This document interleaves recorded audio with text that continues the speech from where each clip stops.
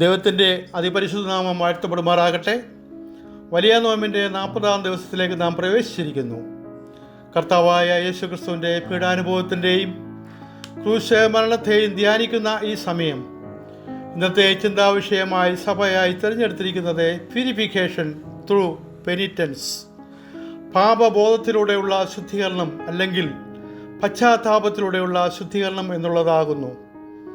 അതിനായി തിരഞ്ഞെടുത്തിരിക്കുന്ന വേദഭാഗം വിശുദ്ധ ലൂക്കോസ് എഴുതിയ സുവിശേഷം 15-ാം അധ്യായം 17 മുതൽ 24 വാക്യമത്രേ.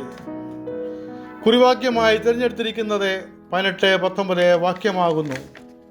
അപ്പോൾ ഞാൻ സ്വർഗത്തോടും നിന്നോട് പാപം ചെയ്തിരിക്കുന്നു, ഇനി നിന്റെ മകൻ എന്ന പേരിന് ഞാൻ യോഗ്യനല്ല, നിന്റെ കൂലിക്കാൽ ഒരുത്തനെ പോലെ എന്നെ ആക്കണമേ എന്ന് പറയും എന്ന് പറഞ്ഞു. നമുക്ക് പ്രാർത്ഥിക്കാം.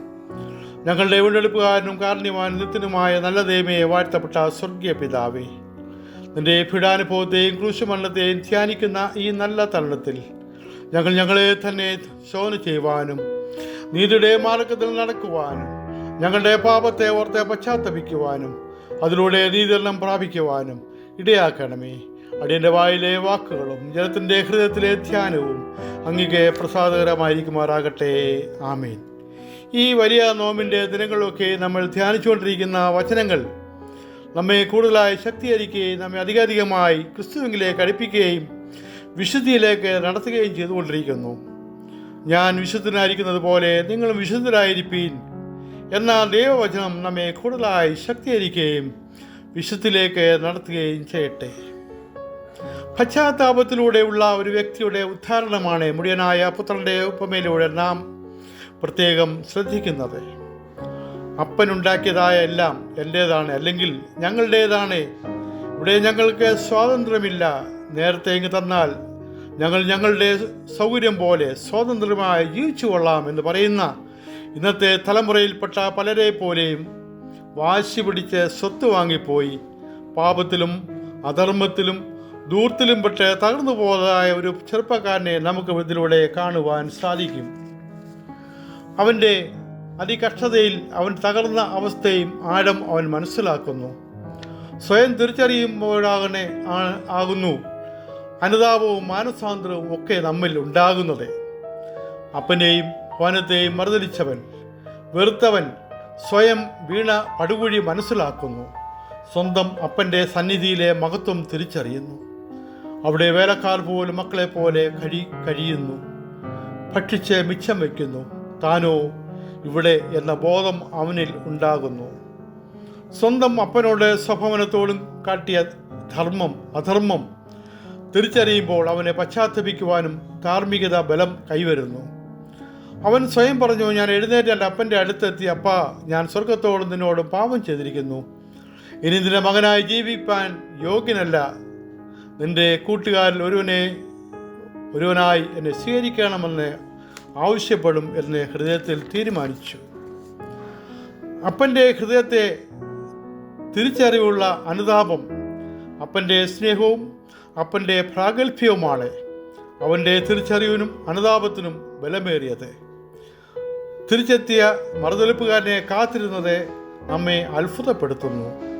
എല്ലാം നഷ്ടപ്പെടുത്തി ജീവിതം പാഴാക്കിയവനോട് എല്ലാം പുറത്ത് കാത്തിരിക്കുന്ന അപ്പൻ, നമ്മുടെ വലിയവനായ സ്നേഹനിധിയായ ദൈവപിതാവിനെ പോലെ, അതേ, ഈ അപ്പനിലൂടെ ഒരിക്കലും ഉതിർന്നു പോകാത്ത ദൈവത്തിൻ്റെ അത്ഭുത സ്നേഹമാണ് നാം കാണുന്നത്.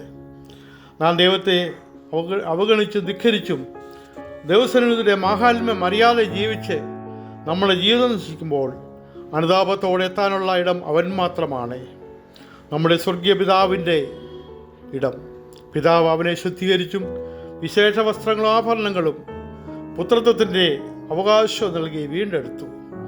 വിശുദ്ധീകരണം പിതാവിൻ്റെ സന്നിധിയിലാണ്, പുനഃസ്ഥാപനവും അവിടെ തന്നെ, വലിയ സ്നേഹത്തിൻ്റെ വീണ്ടെടുപ്പും അവിടെ തന്നെ.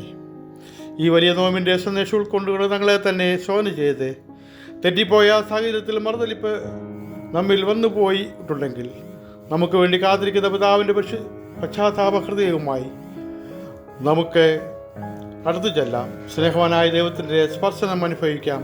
അതിനായി ദൈവം കൃപ ചെയ്യുമാറാകട്ടെ.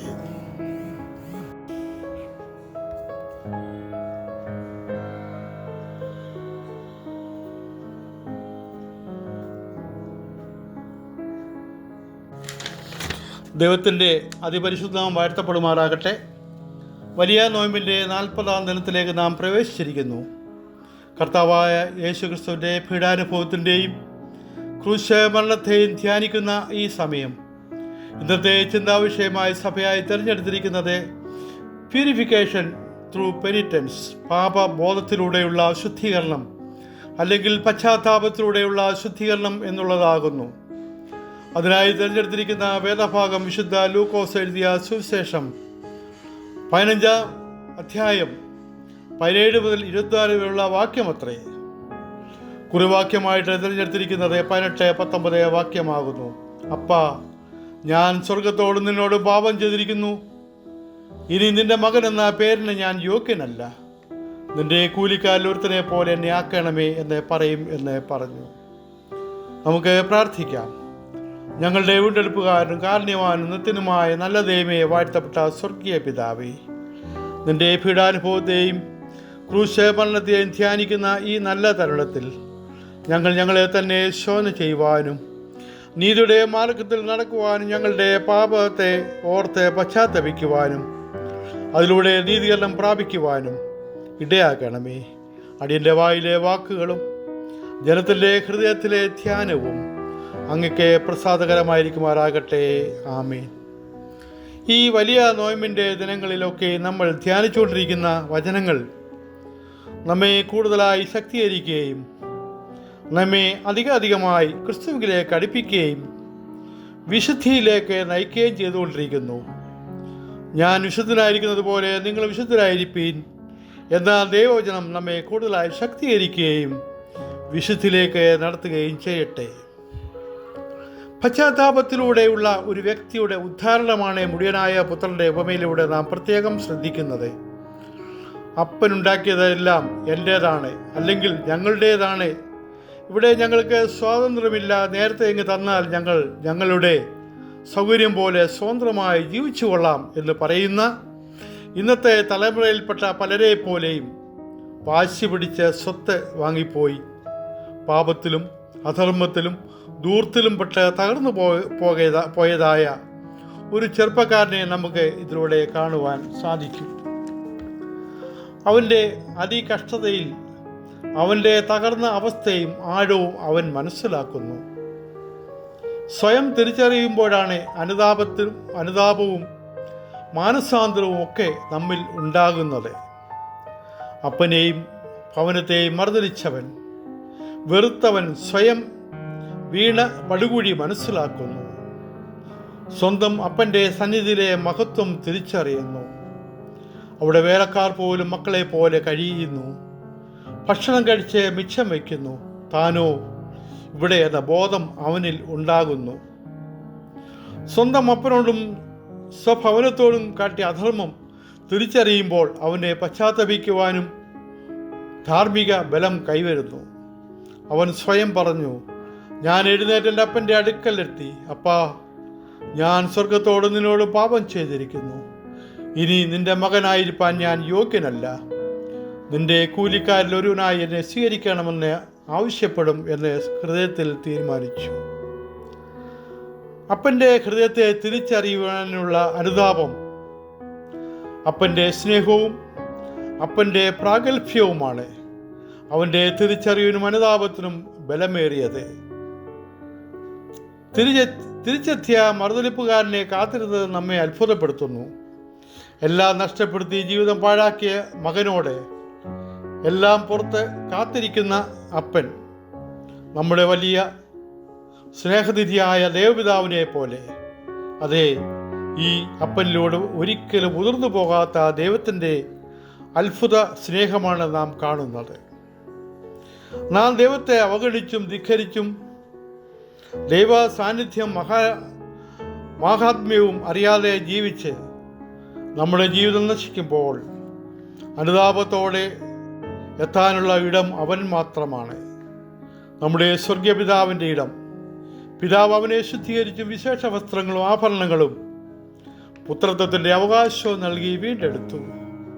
ശുദ്ധീകരണം പിതാവിൻ്റെ സന്നിധിയിലാണ്. പുനഃസ്ഥാപനവും അവിടെ തന്നെ. വലിയ സ്നേഹത്തിൻ്റെ വീണ്ടെടുപ്പും അവിടെ തന്നെ. ഈ വലിയ നോമ്പിൻ്റെ സന്ദേശം ഉൾക്കൊണ്ടുകൊണ്ട് തങ്ങളെ തന്നെ ശോധന ചെയ്ത് തെറ്റിപ്പോയ സാഹചര്യത്തിൽ മറുതലിപ്പ് നമ്മിൽ വന്നിട്ട് പോയിട്ടുണ്ടെങ്കിൽ നമുക്ക് വേണ്ടി കാത്തിരിക്കുന്ന പിതാവിങ്കിൽ പശ്ചാത്താപ ഹൃദയവുമായി നമുക്ക് അടുത്തു ചെല്ലാം. സ്നേഹവനായ ദൈവത്തിൻ്റെ സ്പർശനം അനുഭവിക്കാം. അതിനായി ദൈവം കൃപ ചെയ്യുമാറാകട്ടെ. ആമീൻ.